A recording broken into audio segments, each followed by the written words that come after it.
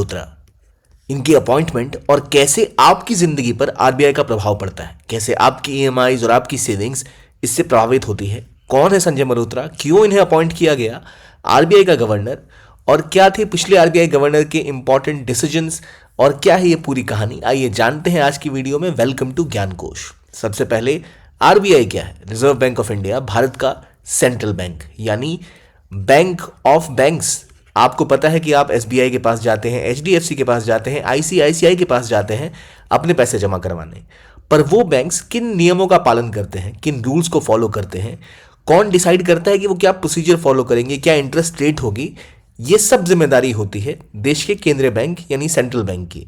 भारत का central bank RBI है। उसी तरह हर एक देश का एक सेंट्रल बैंक होता है जो वहां के बैंकिंग सिस्टम को रेगुलेट करता है। इस रेगुलेशन में कई ऐसे डिसीजन हैं जो आरबीआई डिसाइड करता है जिससे कि आपकी और मेरे जीवन पर प्रभाव पड़ता है। जैसे आप कोई लोन लेते हैं, होम लोन लिया आपने, तो आपकी लोन की जो ईएमआई होगी, जो आप मंथली इंस्टॉलमेंट देंगे, उस पर एक इंटरेस्ट रेट लगता है। वो इंटरेस्ट रेट अगर फिक्स नहीं है, अगर वो फ्लोटिंग है, तो वो इस बात पर निर्भर करता है कि उस समय आरबीआई इंटरेस्ट रेट कैसे रखती है। अगर ये बढ़ाती है तो उसी हिसाब से आपका इंटरेस्ट रेट बैंक का बढ़ जाता है, जिससे आपको और ईएमआई देना पड़ता है। इसके अलावा देश में कितनी महंगाई होगी, कितनी इन्फ्लेशन होगी, उसे कंट्रोल करने का कुछ हद तक जिम्मा आरबीआई के ऊपर ही होता है। यानी मान लीजिए बाजार में पैसा है, यानी रुपया है। भारत में अगर सभी लोगों के पास पैसे आ जाए, हम सबको इजीली लोन अवेलेबल हो जाए, तो हम सब के पास पैसे आ जाएंगे लोन पर ही सही, तो हम सब घर खरीदना चाहेंगे, कार खरीदना चाहेंगे, बाइक खरीदना चाहेंगे। तो क्योंकि बहुत सारे लोग कार और बाइक खरीदना चाहते हैं तो उनकी प्राइसेस बढ़ जाएंगी, यानी महंगाई आ जाएंगी। तो जब आरबीआई को ऐसा दिख रहा होता है कि मार्केट में बहुत सारा पैसा आ गया है जिसकी वजह से महंगाई बढ़ रही है, तो आरबीआई अपने बॉन्ड निकालती है और कहती है बैंकों को कि आप मेरा बॉन्ड खरीद लो, इस पे आपको 10% हम इंटरेस्ट दे देंगे कि आज आप बॉन्ड खरीद लो। हमारा बॉन्ड, जिस दिन आप हमें बॉन्ड वापस बेचोगे, आज हमारा बॉन्ड अगर आप 100 रुपये में खरीद रहे हो तो उस दिन हम आपको 110 रुपये देंगे। तो बैंक उन बॉन्ड्स को खरीद लेते हैं। तो आरबीआई को जब लगता है कि मार्केट में पैसा ज्यादा आ गया है तो वो बॉन्ड बेचती है। बॉन्ड बेचने का मतलब जितना पैसा बैंकों का है वो लोगों के पास जाने के बजाय लोन्स में वो आ जाता है आरबीआई के पास। और जब आरबीआई को मार्केट ऐसा लगने लगता है कि लोगों को जरूरत है पैसे की, मार्केट में क्रेडिट कम उपलब्ध है, तब आरबीआई क्या करती है? अपने बॉन्ड्स को बेच देती है। आरबीआई कहती है कि भाई अब हमारा बॉन्ड बिक चुका है, अब हमें आपको पैसा वापस करना है, हम अपना बॉन्ड वापस खरीदना चाहते हैं। तो आरबीआई को ये बैंक अपना बॉन्ड वापस करते हैं जो आरबीआई से उन्होंने खरीदा होता है। बदले में 100 रुपए का बॉन्ड खरीदा था, अब इनको 110 रुपए मिलेंगे। तो इस तरह से अब बैंकों के पास 110 रुपए आ गए, यानी आप मान लो वो अरबों खरबों की संख्या है जो अब बैंकों के पास आ गई। बैंकों के पास जैसे ही पैसा आएगा वो उसको लोन पर देकर इंटरेस्ट कमाना चाहेंगे, यानी वो पैसा आरबीआई से निकल के बैंक्स के पास आएगा और बैंक्स उसको आम लोगों तक देंगे, यानी आपको और मेरे जैसे लोगों को आसानी के साथ लोन उपलब्ध हो जाएगा। इसी वजह से आरबीआई कंट्रोल कर सकती है कि मार्केट में कितना फाइनेंस होगा, कितने पैसे मार्केट में तैर रहे होंगे, कितना क्रेडिट आपको उपलब्ध होगा, और उसी हिसाब से चीज़ों की डिमांड पर असर पड़ता है। अगर मार्केट में इजीली पैसा उपलब्ध है तो किसी भी चीज़ की कीमतें बढ़ जाती हैं, यानी इन्फ्लेशन बढ़ जाता है, महंगाई बढ़ जाती है।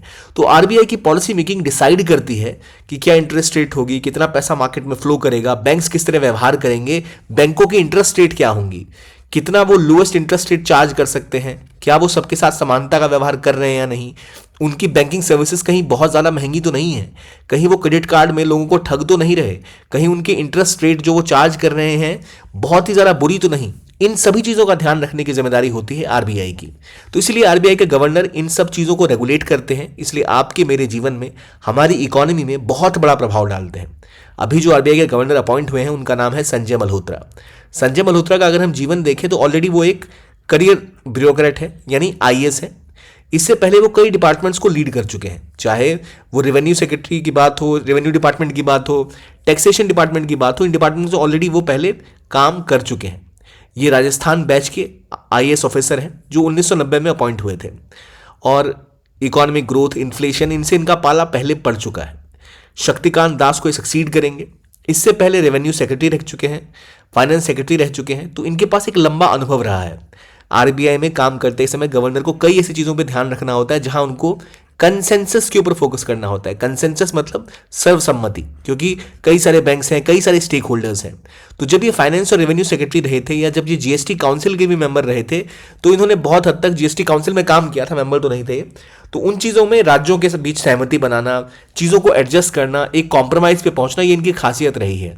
तो इसलिए इनके पास पहले ही अनुभव है रेवेन्यू डिपार्टमेंट में, फाइनेंस डिपार्टमेंट में काम करने का, टैक्सेशन में जो न्यू टैक्स रिजीम आई है उसको लेकर, या कैपिटल गेन टैक्स में जो बदलाव किए गए उन सब के पीछे इनका हाथ माना जाता है। तो इनके पास एक लंबा अनुभव रहा है इन सब चीज़ों में इन्वॉल्व होने का। बात सिर्फ इतनी ही नहीं, इनके एजुकेशन पे आ जाए तो आईआईटी कानपुर और प्रिंसटन यूनिवर्सिटी में भी इनका अनुभव रहा है। आईआईटी कानपुर से इन्होंने बीटेक इन कंप्यूटर साइंस की है, प्रिंसटन से इन्होंने मास्टर्स इन पब्लिक पॉलिसी की है। तो इसीलिए इनका एजुकेशनल बैकग्राउंड और इनका एक्सपीरियंस इन्हें बहुत ही एबल कैंडिडेट बनाता है इन सभी चीज़ों के लिए।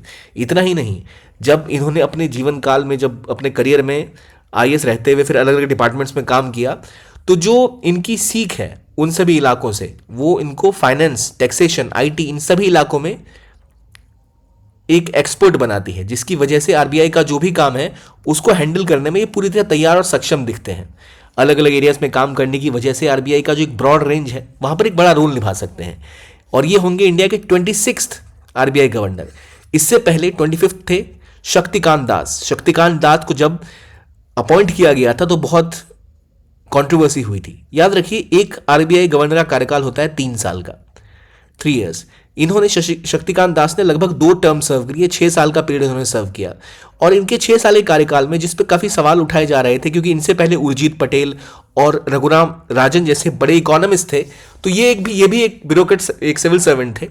तो सवाल उठ रहे थे क्या वो आरबीआई के कार्य को हैंडल कर पाएंगे। पर इन्होंने अपने जीवन में या अपना जो पीरियड था उसमें काफ़ी बड़े कदम उठाए। आज आप ध्यान रखिए, यूपीआई एक ग्लोबल फेनोमेना बन गया, ऑनलाइन ट्रांजैक्शंस को कितना आसान कर दिया गया, बैंकिंग्स में एक ईज क्रिएट की गई, क्रेडिट का कवर पूरे देश भर में फैलाया गया। यानी अब आम व्यक्ति भी अगर बैंकों के पास जाए, लोन लेना चाहे तो वहाँ से वो लोन ले सकते हैं। बैंकिंग कवर पूरे देश भर में फैल चुका है ऑलमोस्ट। और ख़ास तौर पे यूपीआई ग्लोबल बेंचमार्क सेट कर रहा है। दुनिया में इस तरह की सर्विस की क्वालिटी रेयरली कहीं देखी जाती है। जब ग्लोबल वॉरफेयर, जैसे यूक्रेन में वॉर हुई, मिडल ईस्ट में कॉन्फ्लिक्ट हुआ, उसके बाद आरबीआई के ऊपर बहुत सारा दबाव था कि भारत की जो मॉनेटरी स्थिति है वो परेशान ना हो, उसमें और दिक्कतें ना आए। महंगाई बीच बीच में बढ़ रही थी, उसको कंट्रोल करना हुआ, या फिर आम व्यक्ति तक बैंकिंग सर्विसेज को पहुंचाना हुआ। आरबीआई केवल बैंक को ही नहीं देखती, जो नॉन बैंकिंग फाइनेंशियल इंस्टीट्यूशंस है उसको भी हैंडल करती है। तो कई सारी ऐसी इंस्टीट्यूशंस थे, जैसे एनबीएफसीज में के मामले में कुछ घोटाले सामने आए, वहाँ पर क्रिटिसिज्म भी हुआ आरबीआई का, वहाँ पर भी उसे हैंडल करने में कुछ हद तक ये कामयाब रहे। चाहे बात हो येस बैंक या फिर बाकी इलाकों में जो बाकी बैंकिंग सेक्टर्स में जो कंट्रोवर्सीज हुई, जो दिक्कतें आ रही थी, उनको भी हैंडल शक्तिकांत दास ने बड़े अच्छे से किया। तो 25 में आरबीआई गवर्नर का कार्यकाल समाप्त हुआ, 2 पीरियड उन्होंने सर्व की, और अब 26वें गवर्नर जो संजय मल्होत्रा होंगे, इनके ऊपर जिम्मेदारी आएगी। और इनका जो करियर है, जो एक्सपीरियंस है, वो इन्हें काफ़ी एबल कैंडिडेट बनाता है आरबीआई को लीड करने के लिए। तो हम उम्मीद करते हैं कि आगे आने वाले चैलेंजेस, जैसे रिसेंटली सीरिया में वॉर हो रही है, उसके बाद जो ट्रंप राष्ट्रपति बनेंगे तो वो डॉलर को डोमिनेट करवाना चाहते हैं, भारत को अपने मार्केट को एक्सपोर्ट ओरिएंटेड बनाना है, इसलिए भारत की करेंसी को मजबूत करना बहुत ज़रूरी है।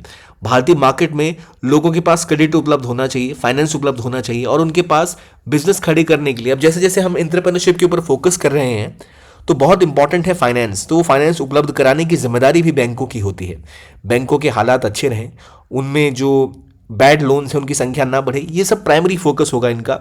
और संजय मल्होत्रा का एक्सपीरियंस इन्हें इस मामले में काफ़ी सक्सेसफुल भी बनाता है, और उम्मीद करते हैं कि वो इसको सही तरीके से इंप्लीमेंट कर पाएंगे। आपका क्या विचार है? क्या ये एक सही अपॉइंटमेंट हो सकते हैं या फिर कुछ इनके पास चैलेंजेस भी हो सकते हैं? कमेंट सेक्शन में बताइए। इसके अलावा आपके लिए इन्फॉर्मेशन ये है कि इस बार यूपीएससी का मेंस का रिजल्ट आ चुका है। पीडब्ल्यू ओनली ऐसे कई स्टूडेंट्स ने सिलेक्शन लिए हैं, और कई स्टूडेंट्स ने इस एरिया में काफ़ी अच्छा परफॉर्म किया है। हमारे अलग अलग इनिशिएटिव से कई स्टूडेंट्स सेलेक्ट हुए, कई स्टूडेंट्स अगले पड़ाव तक गए हैं, लेकिन दिक्कतें ये भी हैं कि हर कोई सेलेक्ट नहीं हो पाता। तो हम उम्मीद करते हैं कि जो लोग अभी तैयारी कर रहे हैं वो और स्ट्रांगली इसको परसू करें। बाकी जो लोग अगले साल का अटेम्प्ट लेना चाहते हैं, 2026 का अटेम्प्ट लेना चाहते हैं, उनके लिए हमारे फाउंडेशन कोर्सेज आ चुके हैं।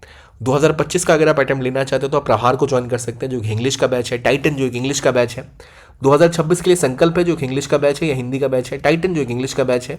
ये आपको प्रिपेयर करेगा हर तरीके से इस आने वाले एग्जाम के लिए, जहां आपको मिलेंगी जीएस की लाइव क्लासेस, जो आपको बाद में अपने ही पोर्टल पे रिकॉर्डेड वर्जन में भी मिल जाएंगी। आपको सीसेट की क्लासेस प्रोवाइड की जाएंगी, आपको डेली एमसीक्यू और मेंस के क्वेश्चंस मिलेंगे, आपको जीएस की बुक्स का पूरा सेट मिलेगा जो कंप्लीटली कॉम्प्रिहेंसिव है। तो आपको बार बार नोट्स के लिए यहाँ वहाँ नहीं भागना पड़ेगा, वन सोर्स आपको मदद करेगा हर तरह से तैयारी करने में। इसके अलावा आपको ये कोर्सेज कोई लाखों में नहीं मिल रहे, केवल 7,999 रुपये से ये कोर्स स्टार्ट हैं। और ख़ास बात ये कि ये आपको अपने घर बैठे प्रिपरेशन करने का कन्वीनियंस देते हैं। तो अगर आप एक वर्किंग प्रोफेशनल हैं या फिर आप चाहते हैं कि आप अपने टेस्ट सीरीज़ और इसका प्रिपरेशन जो एक साथ कर रहे हैं उसके बीच में इसको क्लासेस को देखें, तो वो भी सुविधा आपको इस ऑनलाइन कोर्स में मिल रही है। तो अगर आप इसमें इंटरेस्टेड हैं तो अभी इस वीडियो के डिस्क्रिप्शन बॉक्स में जाइए, इस लिंक पे क्लिक करिए और आराम से एक्सेस करिए इन कोर्सेज को, जो आपको पूरी तरह से तैयार करेंगे यूपीएससी के लिए। ये था आज का वीडियो, देखने के लिए बहुत बहुत धन्यवाद। कीप ऑन वॉचिंग ज्ञान कोश and have a nice day.